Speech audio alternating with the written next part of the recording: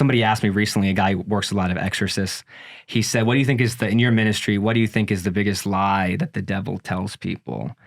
And I said, it was a good question. It took me a second to think. And I said, honestly, I think the biggest lie is that he tells people, he kind of whispers, if God is good and God is loving, then you won't have to suffer. Mm. And that people, I mean, we never say that, right? But it kind of becomes this belief in people's minds. So that when they encounter difficulty, because you will encounter difficulty, of course. I mean, the symbol of our faith is a man being crucified, that everything just kind of can fall apart.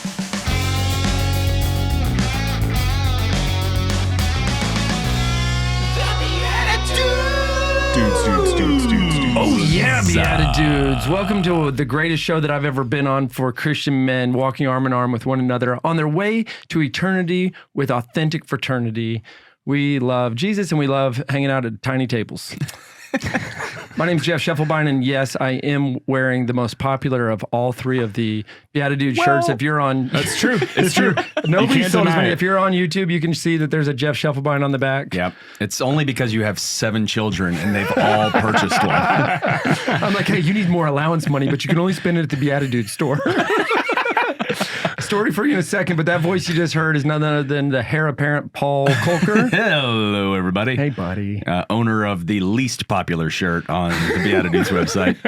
Well, that's things are going to change. We're going to figure that out. And then Nicholas Besner. Tied for second. With yourself. With you. Oh, thanks. Okay. For least popular. Yeah, there you go. I want to welcome our guest, and then I want to tell a story. Okay, we're welcoming Father David Michael Moses to the show. What's up, buddy? Thank you so much for having me. I've been really looking forward to this. Yeah. Have you ever seen the show before? I have. I looked it up the other day. Yeah, it's fantastic. In fact, somebody nominated it for some Ascension Video Award. Whoa. So there's a lot of traction going around. For sure. Did y'all want to see that? Well, have you ever seen the show Fight Club? I honestly haven't, but I've heard of it. Okay, the concept is he doesn't sleep. It's the same person. The guy, it's his alter ego. I think I stay up all night nominating us for stuff. Dude, you got to do it yourself. I literally have no idea what you're talking about on this nomination, but let's vote for the BeatiDudes. Yeah, go to ascensionpresents.com. Probably. I don't know. Yeah, they're doing we don't know. Yeah, some video Google will award get thing. you there. Yeah. Father, we're listed as the #1 podcast for fraternities against all these frat rock, whatever. Sigma Chi's. It says in our description it's about authentic fraternity. Yeah. So we just have better SEO. Oh, I love that. Yeah. That's cool. we just got better SE show is what I think. All right. Father David Michael Moses. Can I call you Father David Michael? Yes, that's what I go by. Thank you. I thought about going by Father Moses, but that sounds like I'm 150 years old. It's just Father Moses doesn't really fit my face. Father, what a transition you've set me up for this story. I have to tell you something. I have 7 children. My oldest is 10. My wife, every time she was young when we got married. I was 32 and she was 21. Every time she has a child, her face regresses and looks younger. It's the strangest condition you've ever seen in your life. Benjamina Button. Yeah, Benjamina. Yeah. There you go. So after Mass, I go to the noon Mass at St. Anne, where you're going to be doing the men's summit this weekend. I go to the noon Mass, and I'm walking out, and I had a really great Mass. We were just cuddling with the kids, and they're kind of all over the place, but I was very patient. Dude walks up to me, shakes my hand. He goes, "Sir, I just got to shake your hand." He's older than me. Because you're the most patient man I've ever seen. I said, that means a lot to me. I said, but they're really a blessing. And he goes, are every one of those kids your grandkids? Paul, I was like, you think I'm patient? The next move might be me slapping you. But it's it caught me so off guard. I don't even know what I said back. It was yeah, you too, or something I don't know how to react to this. Well, in fairness, you were wearing your AARP shirt that day, so it's kind of on you if you think about it. I was a chaplain at a hospital, and so I was going around visiting the patients, and I went to visit this one lady, and she was really having a hard time or suffering a lot. And so I go in, I'm talking to them, and I said at one point, so there was a guy there, right, the son, and I said, I'm so sorry that your mom's not doing very well. And he goes, "Oh, honey, you're not looking so good." It was his wife. And I literally was like, "Guys, I'm so sorry. Can we just start this over again?" But I learned there, never assume the relationship. Always clarify ahead of time. How are you related? Oh, honey. Oh, honey, you're not looking too good, is what he said. As a priest, you probably run into this all the time. When are you due? And you're like, Father, she's not pregnant. Like, Yeah. you just sit there with the most generic, like, what is happening that's new or returning or Yeah. how are these people what's with you? new in your life? Totally, totally. Where'd you grow up, Father? Houston, Texas, right across from NASA. You know my where that is? goodness. Yeah. Yeah. Right. Blast off. That's it. And then have you never left? No, I mean, I've traveled outside Houston. I'm in Dallas now. This is a big This day. is It's my first Dallas. trip. One small step That's for it. a father. Nice. No, but yeah, I mean, we moved there when I was probably 3, and I've been there ever since. And one of the cool things about being a Dawson priest, you sacrifice a lot, but you'll always probably be in Houston with the people that you grew up with, which is a real gift to kind of see. I mean, I baptized quintuplets my first 6 months into priesthood, and I just saw a picture of them. They're all 5 years old now. You know, it's really cool to see your priesthood sort of grow physically in the people around you. Yeah. That's when in this whole journey, Houston, were you going to public school? What was this like growing up? This whole vocation thing is a big deal for people to learn about. And you're kind of a big deal on the internet. I don't know if anybody told you, but a couple of people know who you are. I know you've told the story before, but how did vocation come into your life? Was it something you always knew? Was it something you found later in life? How did that work out? I mean, you look 12, so I don't know why. Yeah, I know. That's how it works. But no, I would say every vocation always starts with the family, starts with the parents. And my dad did a lot of pro-life work with my mom before I was born. They used to lay down peacefully. This was all sanctioned by the bishop in Corpus Christi. They would lay down in front of the abortion clinics, 100 guys. And the police would come and have to take them away. And it would take them so long to take the guys away that it was very difficult for the abortion clinics to continue to run. Wow. And so he went to jail 13 times. At one point he was sentenced to 18 months.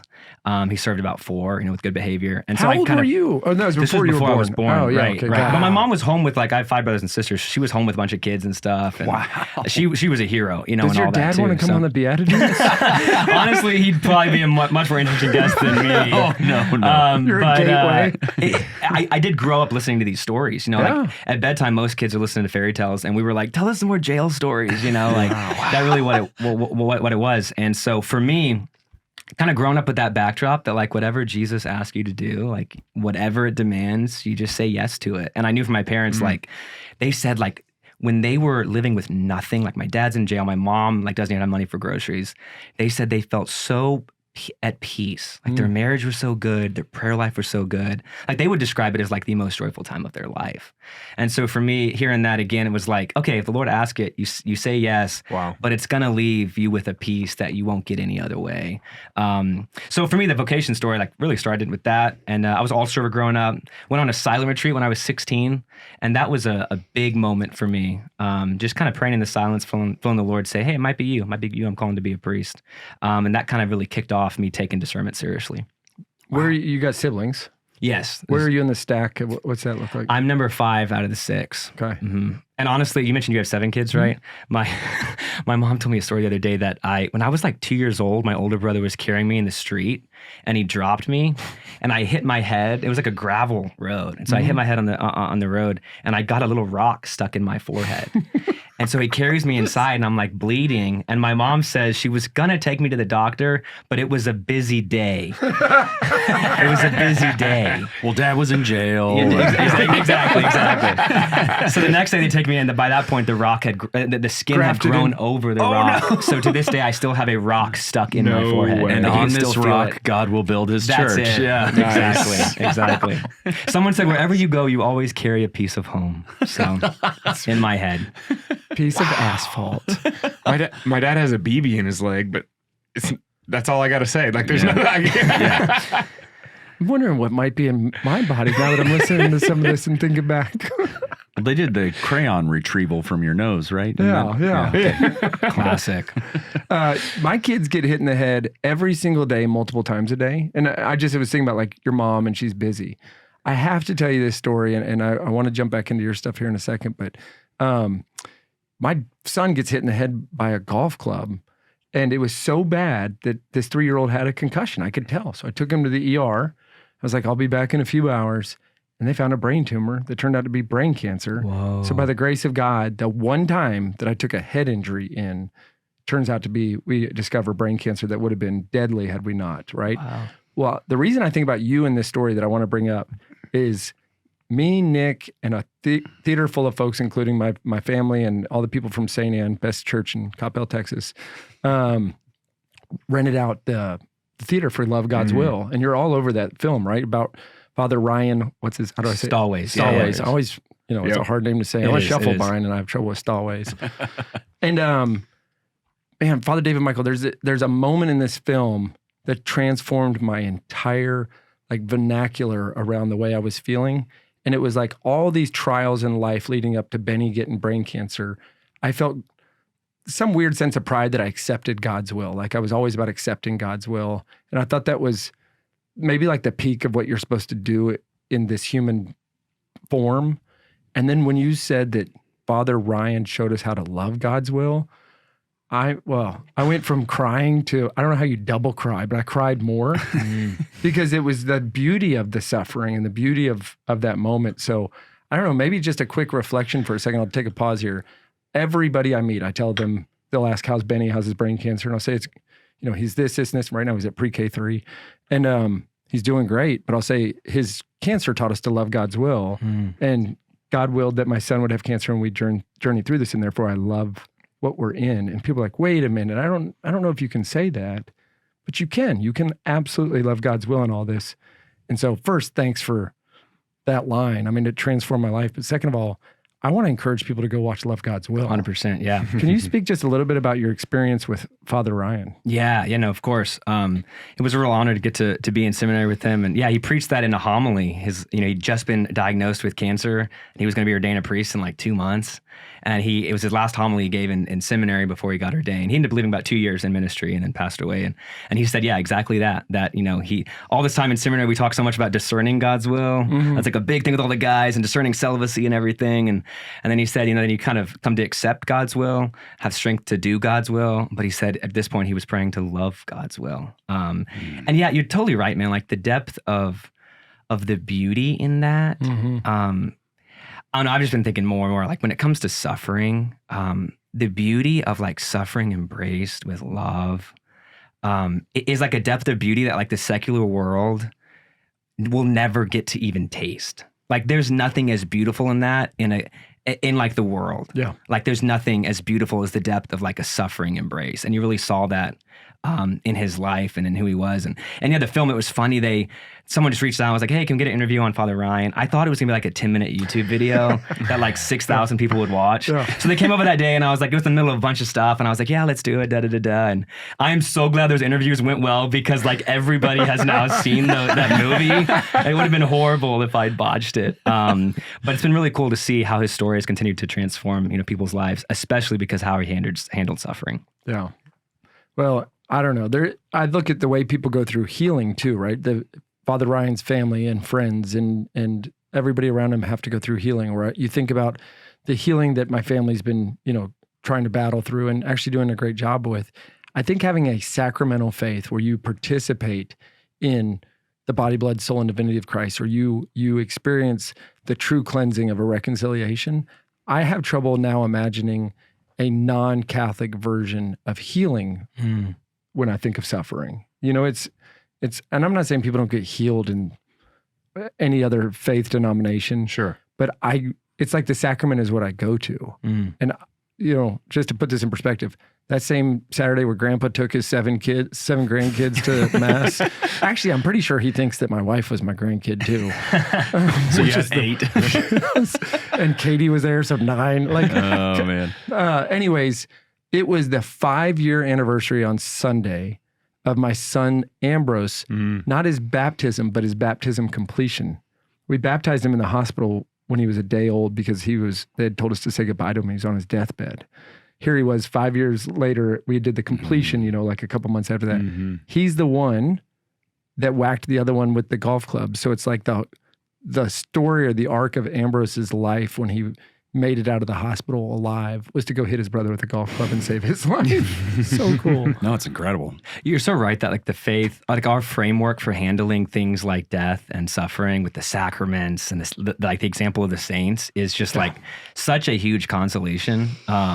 And I was reading, it was actually Orthodox bishop recently, and he was talking about how so often when we encounter suffering or difficulties or loss, things like Father Ryan's cancer, the stuff in your family, it can like really rock people's world and like really shake their faith. I mean, I see that a ton. And he was saying like when a scientist is, I love this analogy. He said when a scientist is like running an experiment, they have a certain way they know that the world works, and they put in the controls and they run everything and they have a hypothesis. When the result of the experiment is different than they expected, they don't say, oh, we'll just ditch all of science. I guess there's no truth. I quit my job. Right. Instead, they say like, oh, whoa, like there's something interesting here. Yeah. Like there's something to learn about what's going on here because I don't really understand this. And whatever framework I was approaching it with, I need to expand a little bit to have a more complete view of like what the truth is. And so the obvious analogy, right, is like, if you know God is good and you know God loves you, then when the result is something that you don't really expect, don't just say, well, God's not good and God doesn't love me and God doesn't exist. Yeah. Instead, you should approach it with like, oh, there's something to learn here. Like there's something new here. There's something about God that I was too limited to see with the framework that I need to expand this. Like I know God is stable, just like a scientist knows like the physical world is stable. And so I need to discover something here.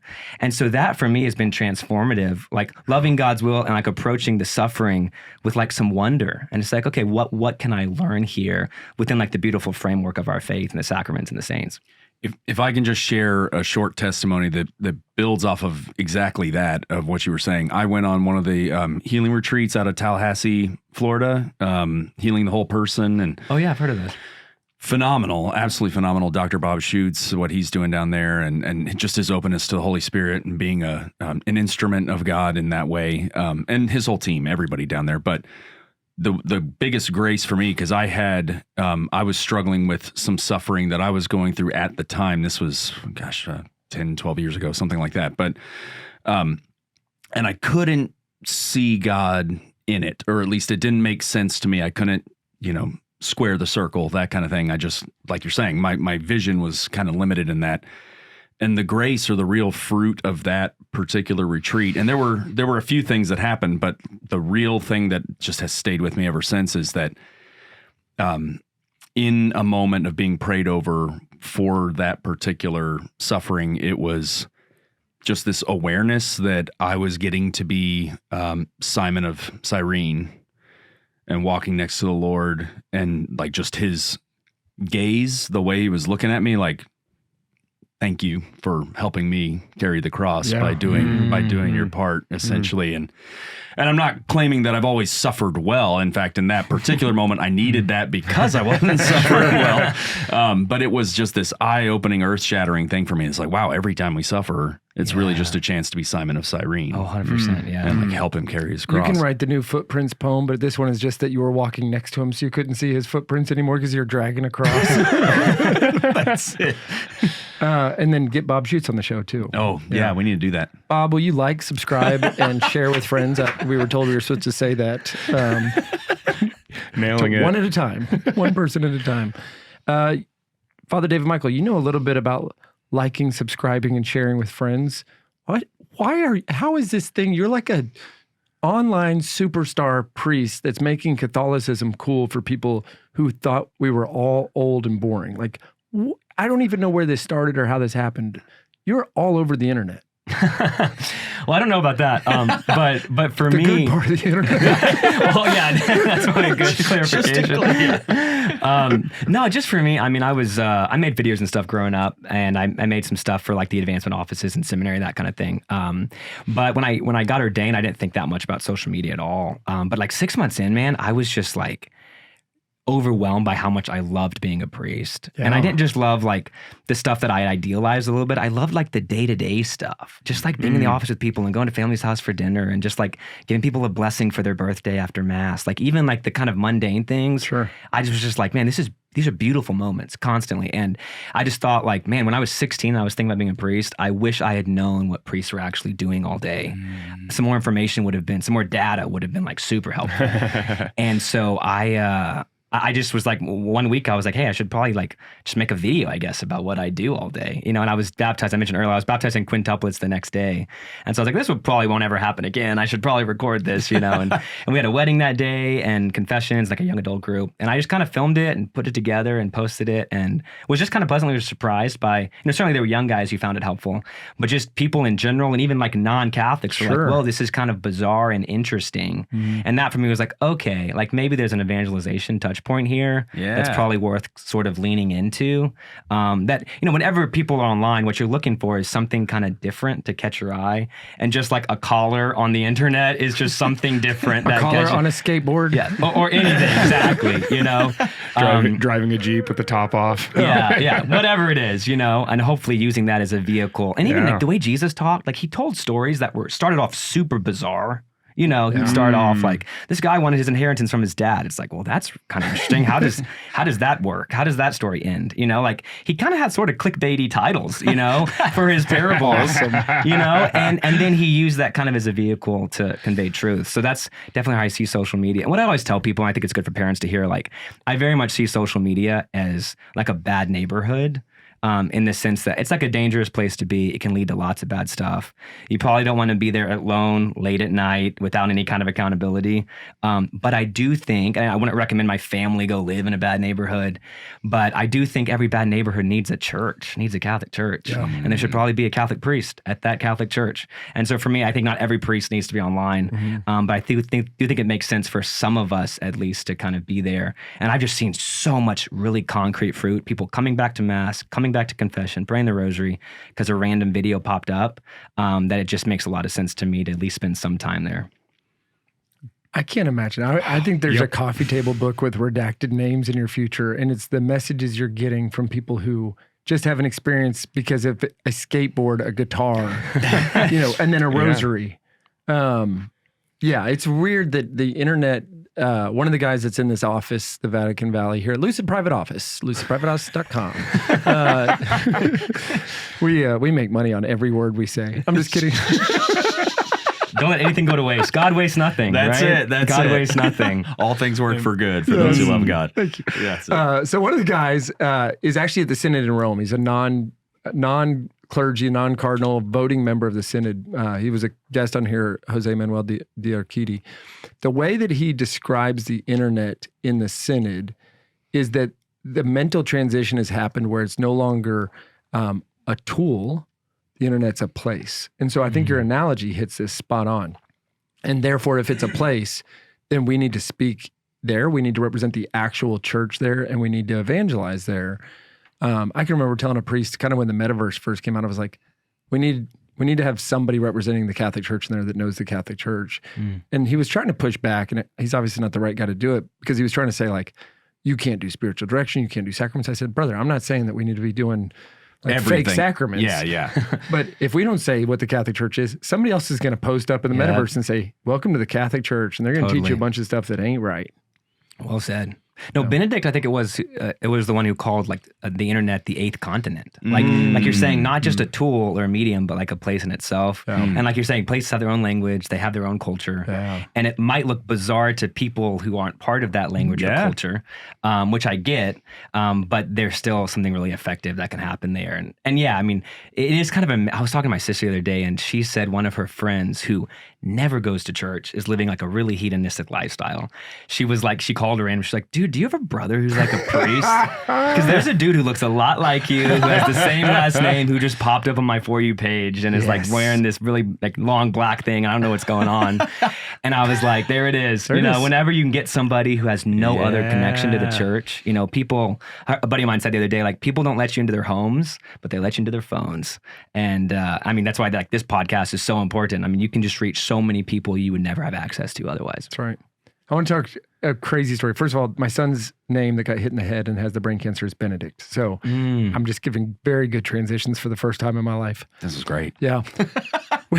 On my birthday this year, and I won't drop names because he specifically asked me not to, I get a text from a friend of mine who's a Baptist preacher. And it says, happy birthday, not going to say anything dumb to you this year. Because we grew up. Yeah. He's like, just letting you know, prayed the rosary in Latin for your son since it says the word Benedict in it. please don't tell the Baptists. Whoa. That's huge. Like, you what? I don't need, none of my Catholic friends have ever prayed the rosary in Latin. But I think there's such beauty in this too. Tomorrow, my talk at the breakout is, it's about striking down the fear of slowing down. I can't slow down long enough to say this, but it's from the book, The Ruthless Elimination of Hurry. Yeah. So somebody texted me today and they said, I'm so pumped you're talking about that book or about the concept. He said, he's one of the best authors. I said, John Mark Comer's a Protestant who's more Catholic than most Catholics I've ever met. And his response was, I don't know why I'm telling you this, but his spiritual director is maybe a Jesuit priest. How Oh, cool wow. is that? No way. That you would have a Jesuit priest as a spiritual director when you're a pastor If you're not in Portland. Catholic. Yeah. Yeah, but I think for a lot of the world, and the internet's doing a lot of this, it's helping us to see that we're actually not that far off. That Father David Michael Moses isn't a cult leader. He's a Jesus-loving, skateboarding, guitar-playing, cool dude to hang out with who loves Jesus and the sacraments. Yeah. Put in Jesus And twice. make some humorous, video reels and whatnot. Do what we can. Yeah. The one that I think just came out was about the guy talking about when he was in seminary, the old priest talking about when he was in seminary, getting in trouble. Oh, I don't think I saw Oh, it this. was awesome. I don't know who this guy was, but I like watching your stuff. And I tried to get off the internet for a while there, but the little I have to post about this show, you come up all the time right after our stuff. And I'm like, that's pretty cool. I don't know how much you've ever seen this show, but you have to be a judge of something pretty amazing right now. I'm pretty psyched about this portion of it. Oh, good. Yeah. This is called Blessed Are the Joke Makers. It's like a joke off, right? Yeah. They shall you got inherit it. the points. Yes and It's no. an improv off. Yeah. Yeah. Improv off. It's a prov off. Yeah. How many points? It's Russian. The prov off. It's a prov off. 87. 87. 87 points. Love it. And so we have a character card and a Catholic card game card. Okay. And we have to answer whatever the prompt is on the Catholic card game card as whatever this character is. You're the judge. And you just get to decide which one you liked the most and award all of the points. You don't get to divvy up points. It's winner take all. Perfect. All right, here we go. So the character is, as a compulsive gambler, I would be the patron saint of blank.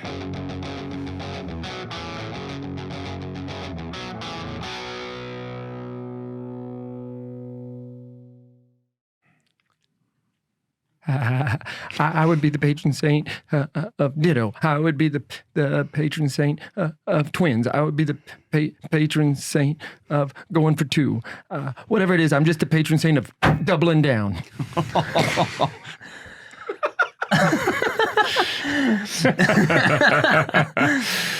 Yeah, I mean, I like that. It's good. When It's somebody good. says yeah, Yeah. you're Jeff. Didn't know where that was going, but you They're like, pulled it out. I thought it was really good. Really good Those touch. were real tremors. I didn't know if yeah, okay. I like it. You guys can keep nodding All at right. each other. Oh, you all do the same one? Yeah. Oh, And then yeah. you have to Okay, judge that's the hard. best. Going first has its merits, though, Father of David. Yeah, I can imagine.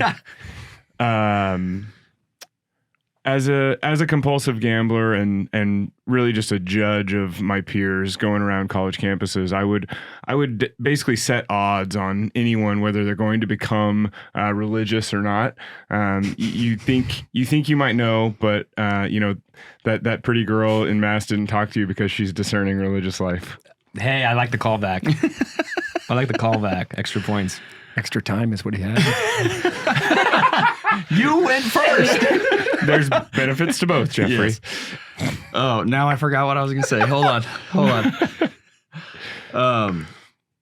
We do edit a little. As a compulsive gambler, I would try to take on suffering onto myself by vicarious atonement. So I would be the patron saint of hit me. I'll hit you. That was a good setup. Nice. I like that one. What say ye, Father, on 87 points to one of the dudes? It was all really good, but I did like Paul's touch. It was nice. It was nice. Yeah, Paul yeah. gets it again. All right, Paul. Hit me. Paul's There it is. never Hit lost. me.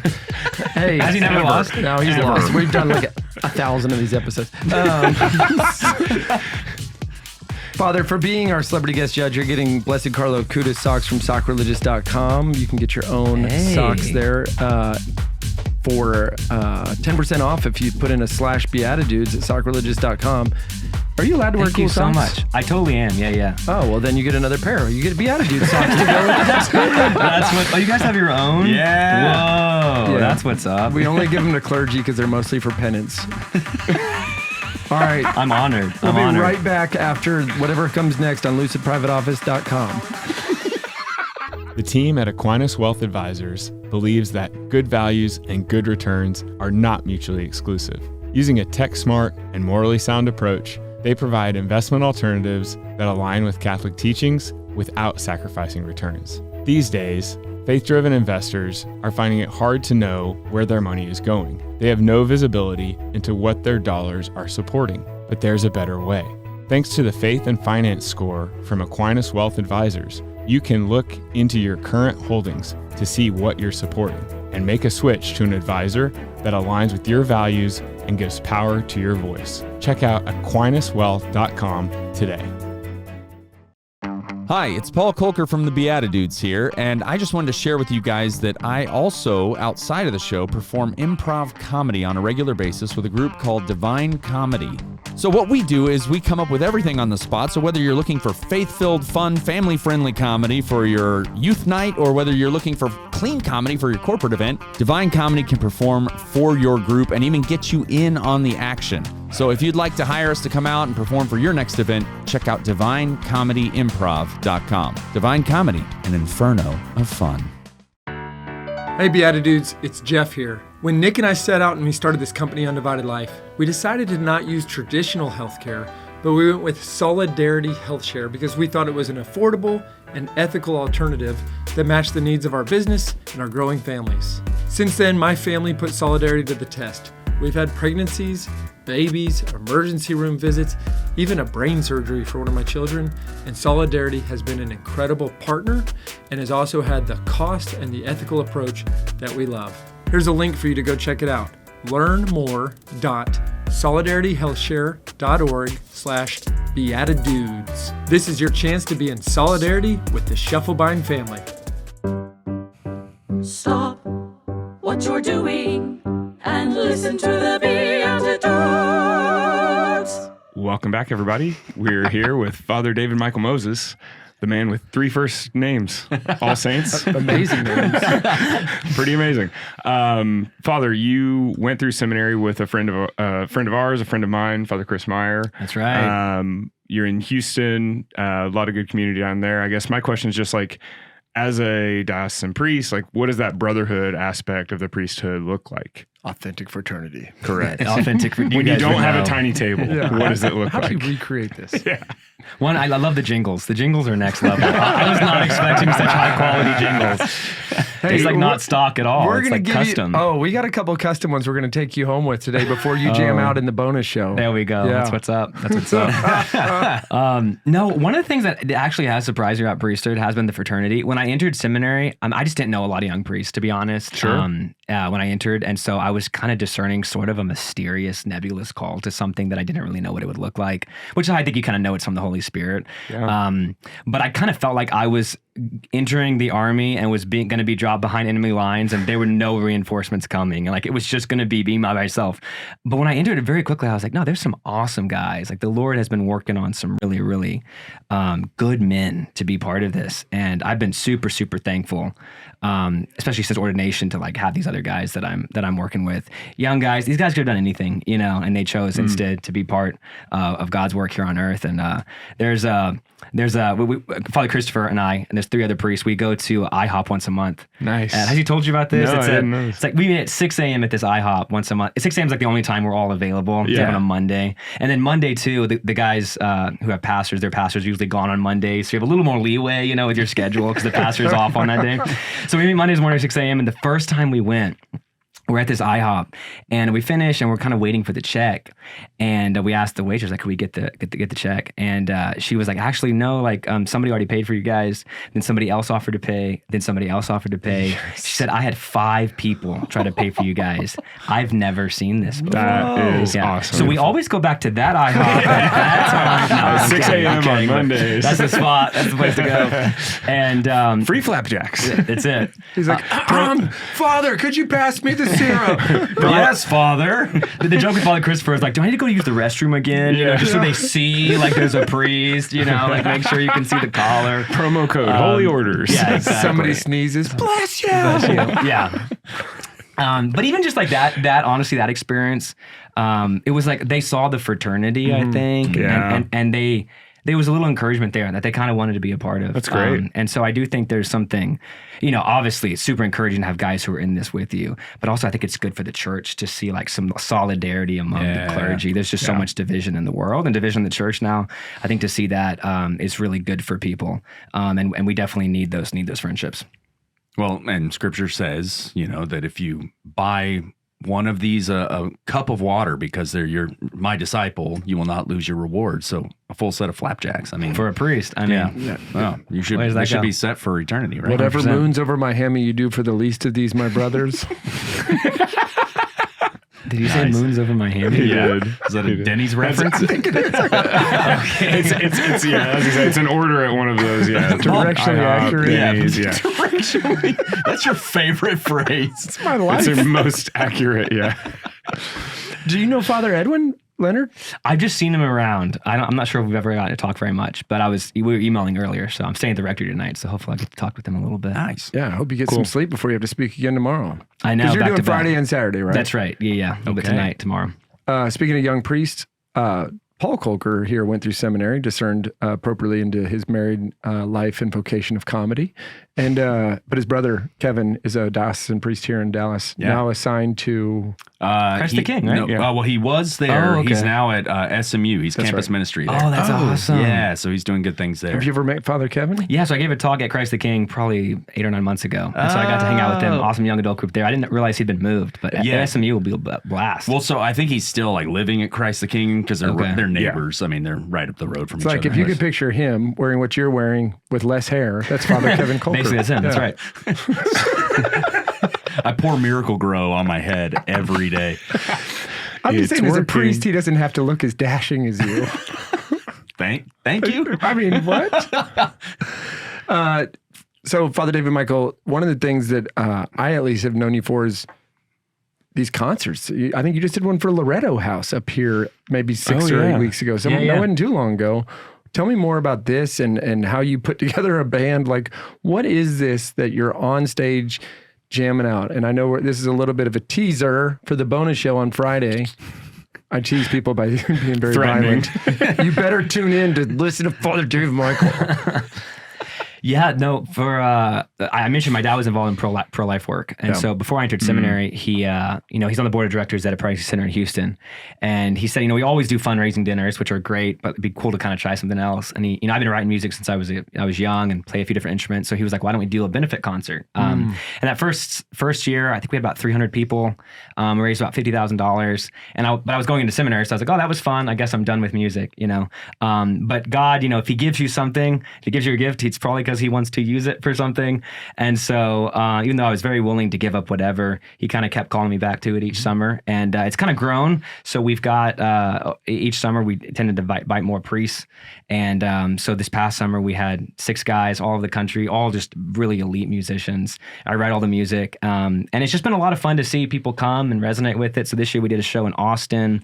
We did the show here in Dallas. And we had like 1,300 people come to the show in Dallas. I was like really surprised. I was very mad. I was out of town. I was like, it's right here. It's by my it's super house. close. Like, Yeah, that's it. And I think people coming, sometimes people, when they hear about it and they think it's like 6 priests playing a concert, they assume it's going to be like Gregorian chant, praise and worship, which those are fantastic genres of music, all about it. But that's actually not what we do. I mean, we try to make the show just super, super entertaining from start to finish and tons of fun.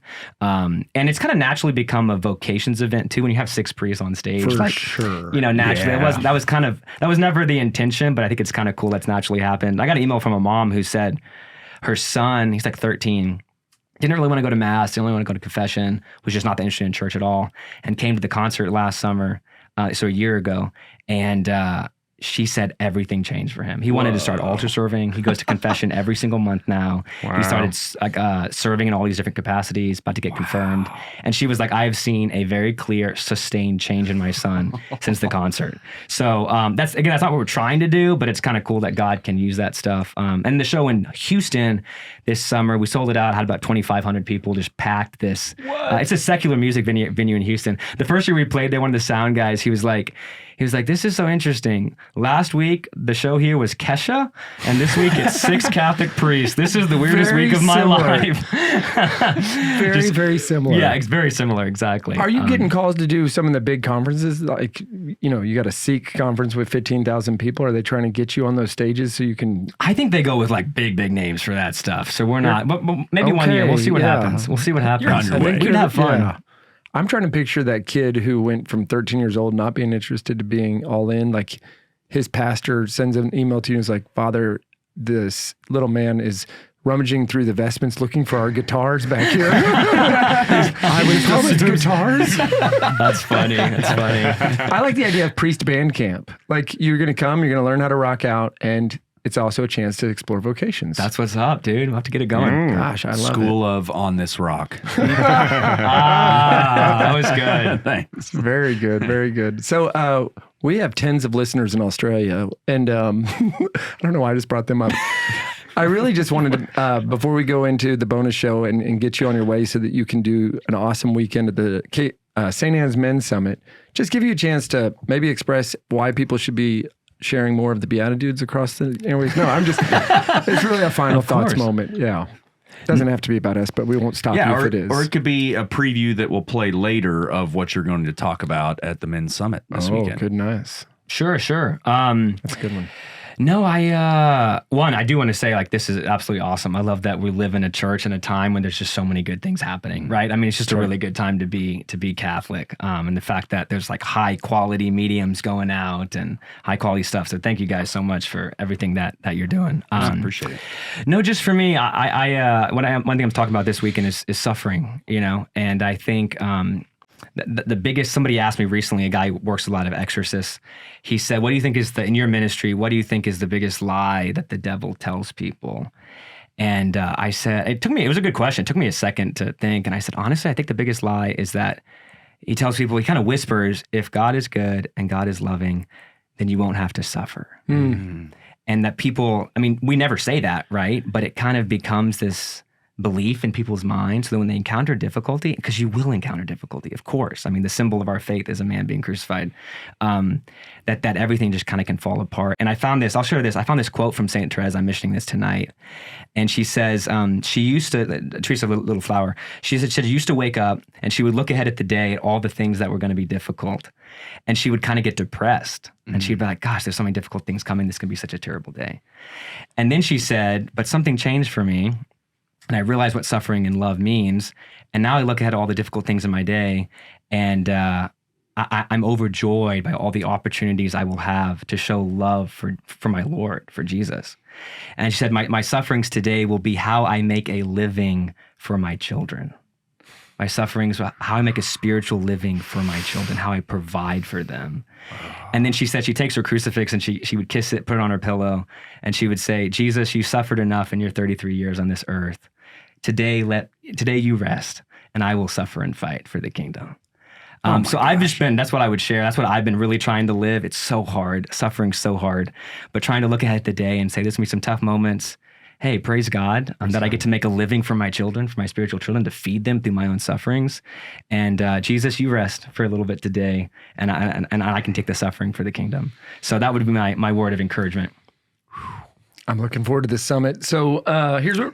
Sorry, I get choked up. We're going to do something cool here. We're going to play a song for you as we go out, but don't take off your headset because I want you to hear, because you talked about we have all these original songs made. I'm excited. The opening themes were made by Stephen Sandlin, but the rest of this is from Dave Moore and the Dave Moore Band and his wife, Lauren. And so I was just with him last weekend at a conference I spoke in Austin. Does not surprise nice. me. I begged him for a year, and then one day he goes, I did it, Jeff.